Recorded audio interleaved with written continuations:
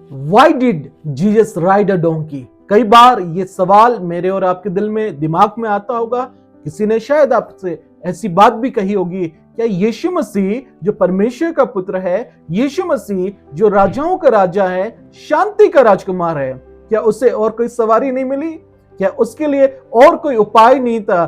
क्या वो इतना छोटा और इतना गरीब था कि गधी के बच्चे के ऊपर बैठा चला आ रहा है? लोग यरूशलेम में होसन्ना के नारे लगा रहे हैं, लोग उसे राजा और उसे उद्धारकर्ता ग्रहण कर रहे हैं, लोग उससे फरियाद और दुआएं कर रहे हैं। लेकिन ये बात बहुतों के लिए अचंभा और सवाल का पैदा होता है, क्यों यीशु मसीह गधी के बच्चे के ऊपर सवार होके आए? वो राजा हैं, वो प्रभु हैं, तो उन्हें किसी घोड़े पर, किसी शाही सवारी पर सवार होना था। जी हाँ, जब मैं छोटा था, प्रभु की बातों को सीख ही रहा था, तो मैं भी ये सवाल अपने आप से करता था, क्योंकि ये बात मुझे थोड़ी अटपटी लगती थी। क्यों यीशु मसीह आप गधी के बच्चे के ऊपर बैठ के आए? Why Jesus, why Jesus ride a donkey?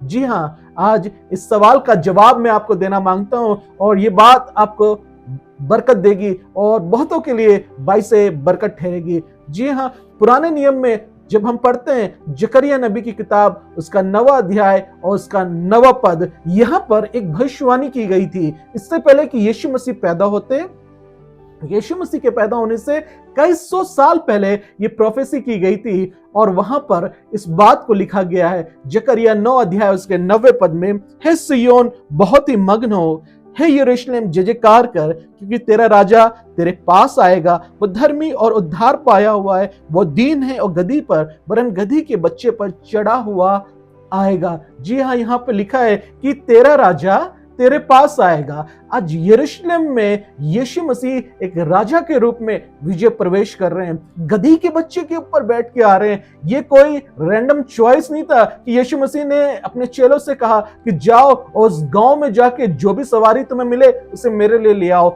लेकिन ये तो एक प्रोफेसी का फुलफिलमेंट है जो जकरिया 9 अध्याय उसके 9वें पद में हमें मिलता है, कि वहां पर लिखा है कि वो गधी के बच्चे के ऊपर सवार होके आएगा। क्या आपको मालूम है कि पुराने जमाने में क्या हुआ करता था?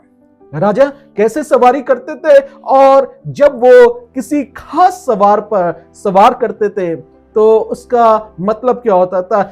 बाइबल ये बताती है, और हमने पुराने जमाने में इन बातों को देखा और सुना और सीखा है कि राजा जब युद्ध करने के लिए जाता था तो घोड़े तैयार करवाता था। जी हाँ, अगर राजा को युद्ध के लिए जाना है तो उसके लिए घोड़े तैयार किए जाते थे, उसे युद्ध के घोड़े कहा जाता था। लेकिन वही राजा जब किसी से मिलाप और शांति के लिए जाता था तो वहां पर उसके लिए गधे तैयार किए जाते थे जिसपे वो सवार होके जाता था।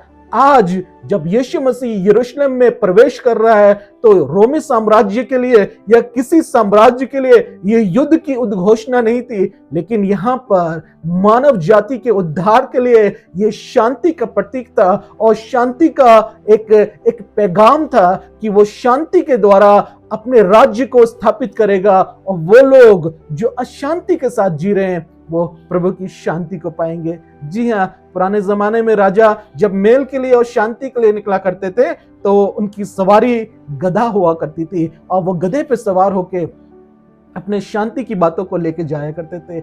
आज मैं कहना मांगता हूं, ये कोई यीशु मसीह की रैंडम चॉइस नहीं थी, लेकिन ये तो एक चिन्ह था, ये तो एक फुलफिलमेंट था उस प्रोफेसी का, कि लोग जान जाए कि वो नम्र और दीन है, अपने लोगों का राजा है, गधी के बच्चे के ऊपर बैठ के आएगा। आज यरूशलेम में होसन्ना, यरूशलेम में आज स्तुति, यरूशलेम में आज फरियाद और प्रार्थनाएं गूंज रही है, क्योंकि लोगों ने जान लिया ये परमेश्वर की ओर से चिन्ह है, ये परमेश्वर का उद्धार है, ये परमेश्वर की सहायता है, और हमें इसकी जरूरत है।